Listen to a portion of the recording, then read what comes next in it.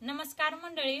तर बघा आता आज आहे का ना, आता आंब पिकाय चालू झाल्यात आणि चला म्हणलं पिकायला लागले तर लगेच आपण लोणचं घालून टाकावं. तुम्हाला तर माहिती आहे आपल्याला घरची बाग आहेत, घरची झाड आहेत.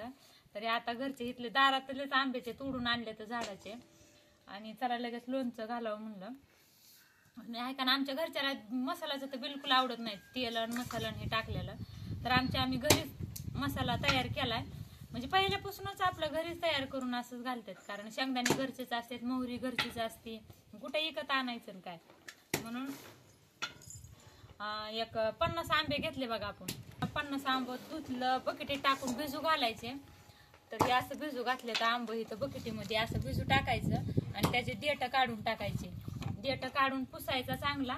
आणि मग इकडे काय आमचे पप्पा कशी फोडायला लागले तर आंबे, इळी असती ते आमच्याकडे इळी नाही फोडायला, म्हणून आम्ही कुऱ्हाडीनं फोडल्यात. तर असे छोटे छोटे तुकडे करायचे आणि ह्यातल्या कुया काढून टाकायच्या असतात. त्या कुया खात्यात पण बरं का, हे कुया खायला सुद्धा लय चांगले लागते. वाळल्यावर खात्यात जणू काय काय, म्हणजे पहिली लोक खात होते, आताचे कोण खायला लागलेत, चांगलं खायला गेले. तर हे अशा फोडी करायच्या छोट्या छोट्या. खाते का तू, घे ना त्या डब्यातला. आणि अशा फोडी करून घेतल्या, ह्यात मीठ करून घ्यायच्या. आणि बघा अशा ही लई मोठी फोड झाली, कारण बारकाल्या फोडी करायच्या. लेकरं घेतात ना तर वाटोळं जाते, एवढं खात नाही. तर त्या अशा बारकाल्या फोडी केल्या म्हणजे जमते. आणि इकडं बघा आता आपण एक 50 आंब येतं. 50 आंब्याला सामान किती टाकायचं हे मी तुम्हाला सांगते. तर हे आता आमच्या म्हणजे खेड्यागावात काय होते, वेगळी मापं नसतात, कुठे छटाकावर मापायचं नाही, चिपट आणि शेरावर माप असतात आमचे. तर ही शेर आहे बघा. तर 50 आंब्याला 1 शेर शेंगदाणे घेतलेत, 1 शेर शेंगदाणं आणि खडं मीठ असतंय ना, असलं खडं मीठ. ती 1 शेराला फक्त 1 वंजळ कमी घ्यायची, असा गळवट घ्यायचा. 1 शेर शेंगदाणा, 1 शेरला कमी मीठ आणि 1 वंजळभर मोहरी घ्यायची. कुठवर आणतो हा. तर एवढा लसूण घ्यायचा, अर्धा पावशेर, पावकुलला थोडा लसूण घ्यायचा. आणि जिरी एक घ्यायची, एक छोटीशी कपभर वाटीभर जिरी घ्यायची. आणि मोहरी एक बारीक करून घ्यायची. मोहरी आपण सगळं उकळावर कुटून घेतलंय सामान, मिक्सर मध्ये सुद्धा नाही, कारण उकळावरलं कुटल्याला एकदम चवीला पण चांगलं लागतं. त्याच्यामुळे आहे का ना, उकळावरच कुटून घ्यायचं सगळं.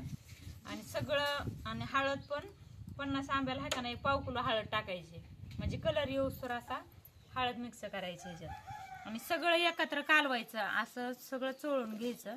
आणि मी शॉर्ट व्हिडिओ पण बनवलाय, याच्यामध्ये पण आहे बघा. आणि त्या फोडी घेतलेल्या, या फोडी घेतलेल्या ह्याच्यात टाकायच्या अशा आणि अशा पूर्ण कालवायच्या चांगल्या. बघा असं कशा फोडी दिसतात लगेच. ह्याला मटेरियल लागलं ना असं हे मसाला आहे. तर ह्या फोडी लगेच भरलेल्या आणि इकडे अशा भरणीत भरून ठेवायच्या. पहिल्या तरी त्या गाडग्यानी त्यानं भरून ठेवायचे बघा लोणचं. चिन्या मातीच्या भरणी असायची त्या ह्या, आता असल्या प्लॅस्टिक मध्ये भरून ठेवतात. आमच्यात पण होती, पण आमच्यात फुटली ती. पहिलं तर मोठे मोठे गाडगे भरून ठेवायचे, त्याच्यामध्ये काय सुद्धा होत नव्हतं त्याला. तरी आपण 3 भरण्या भरल्यात आणि 1 राहिली भरायची एवढी. तरी बघा 3 भरण्या भरल्यात आहे का, एवढ्या भरल्यात. हे वानवळ पण चौकट जात असते, सगळ्यांना वाटायचे असते. तर कारण आपल्या घरी सामान असल्यावर, आंबे असल्यावर सगळ्याला द्यावा घ्यावा लागते. आणि शेतकऱ्याची मनच मोठी असते, तर तशी कुणाला मागितलं तर नाही म्हणता येत नसतं. तर बघा हे असा कालवायचा. हे आता देवाला फोड ठेवायची. आता खायला पण तुमच्या पण तोंडाला पाणी सुटायला लागलं असं खायला. मी तर मगाच खाल्ली, पण आधी देवाला फोड ठेवायची असते मग खायची असते. तर बघा मंडळी, नक्की सगळा व्हिडिओ बघून पूर्ण असाही लोणचं घालून बघा तुम्ही, घरच्या पद्धतीनं गावरान आपलं लोणचं तयार करून. तर आहे का ना, मला नक्की कमेंट करून सांगा कसला वाटला तुम्हाला आमचा लोणचं. आणि तुम्ही पण नक्की घाला. चला बाय, ठेवतो भरण्या भरून. या खायला पण सर्वजण, आणि म्हणताना बोलिलं नाही. Bye bye.